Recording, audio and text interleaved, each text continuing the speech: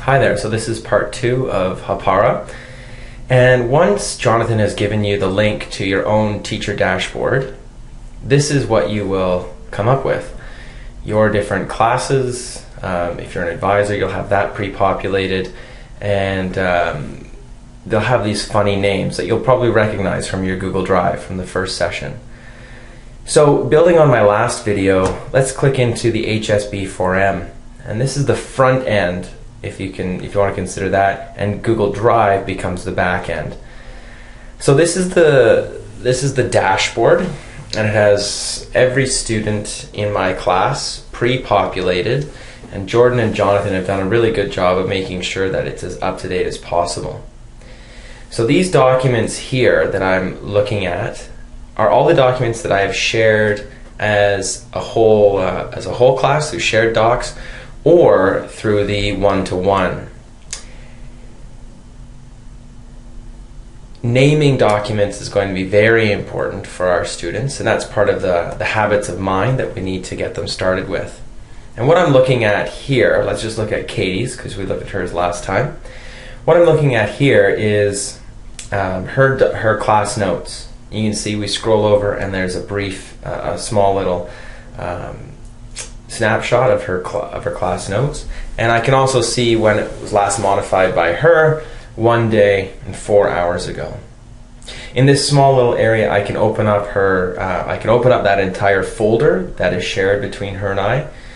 I can email her, or I can just write a report that would on a document that is shared between each of the classes that Katie takes and her advisor. Katie cannot see this document, nor would she ever see this dashboard.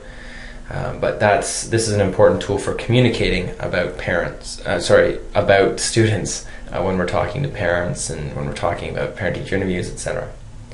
So this is the dashboard, and this allows me to work with student documents very quickly. It gives me a quick snapshot.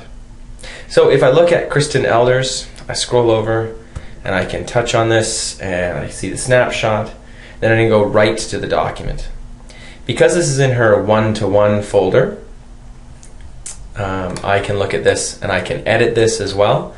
And the way that I know that I can double check and I can say, who is this shared with? So if I click on Katie's, there we go. And it's Kristen's, it's just shared between Kristen and I. Alright, so that's an example. I can go in and I can provide some feedback and what have you. So I think that's really good. There's also this other document, and it's called the HSB4M Technology Class Schedule. And when I look at this and who this one is shared with, this has been shared with every student. So I'm the only one who can edit it because I'm the owner, and all the other students all the other students can edit it, because I wanted to make sure that they could touch on it, they could add things to it as well. But originally, they could just view it, and that was it. So, how do we share documents quickly? There's a tool here called Smart Copy. And if I press Smart Copy, what I can do is I can go into my Drive and I can select a document to share with my students. So I could share any of these documents here, or I could just go in and I can use the search, which I think is the most effective. And I can scroll down and in and up and all through here. HSB4M class schedule. This is about technology. So it comes up here. Check that box, and I'm going to select that one. I can select multiple to share. I can share this other class schedule, etc. So I'm going to select this document, and my screen is too big. There we go. And click next. Here we're given a menu of different things to do. Right now we can just give them a copy of it. We can share a read only. We can share a read comment. We can share a read and write. So you have to be careful again with the ways that you want to share these documents. I prefer a copy because what a copy does is it allows the student to own it and manipulate it and share it. However, if I were to make any changes to it, it would still come up on the student copy. So if you imagine that this is being shared in their one-to-one folder, they have the rights to edit it, and so do I.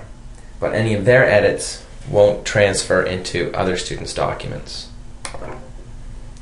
So I can choose to include their first and last name as well. You'll see the instructions are there. So %F, %L, and it's telling me here what that looks like. So maybe I want to add a space. Maybe I want to add a space. And then what this section does is says, who do you want to share the document with? So perhaps you're doing a jigsaw and you want to only share some of the documents with some group, some other documents with another group. Hapara leverages its organization power to allow you to do this fairly quickly and fairly effectively. So I'm going to share it with all students. I click next. Then I can leave existing doc in place. I can delete the student doc and then copy. But this is just an updating. I always leave student doc in place, no copy. All right. Click next. Just review copy settings, asking you to go through, make sure this is the one, and the settings are appropriate, the people are appropriate, and I can start my copy. And when I start my copy, it comes up and it's just going to start listing the names and the progress as well. Okay, so once that's been done, it has access to them. So let's go to another one of my classes, because this is an important feature of Hapara. It only tells you documents that have been modified by students. So I'll go to my advisor group. In my advisor group, there are very few documents because we don't work through documents. So they just simply don't come up. And I think that's a really important thing. You may share documents with your students, but they won't come up until the student has modified them. And that's what it starts tracking and telling us when they last modified the documents.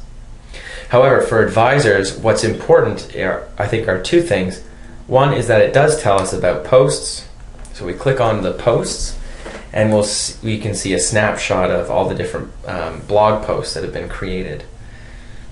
I can change my filter settings to top 5 documents, and that tells me the 5 blog posts that they've done. It also gives me a visual of who isn't keeping up and who is. Okay? The other part, which I think is important further on down the road, is it can tell us about the comments on each of the blogs too. So for some students, I'm yet to comment, but for others, you can see that I am commenting on them. So that's a really interesting way so we can keep track of who is commenting on whose documents and whose blog posts. Okay? The last section is the calendar that has to do with us right now. The calendar is shared between you and the entire class. You can't share it one-to-one as of yet. But you'll notice that I've put in when our group advisor meetings are happening and all those good things. So you can actually, it can become a powerful tool when we're looking at classes.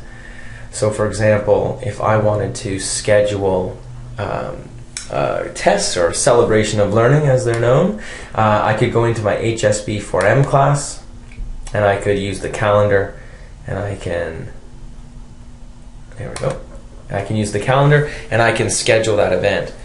And you can imagine if all teachers are doing this, that this calendar on the student end, because it aggregates them all together, would become a really interesting one. And one that tells them exactly when things are due. So it's all about management of time, management of schedules, management of blogs. Okay? And to enter into this, you just click on to today, and you can start entering And here too, click the above button so you can start doing that from there and there. So these are the 3 different areas that we can work with at this point in time. It's all through the dashboard. Don't touch sharing or class info just yet. And you'll notice that the blogs have been associated with the advisor, so only the blog posts will come up with the advisor class. So that's sort of the dashboard intro, and I encourage you to start looking at yours. Thanks very much.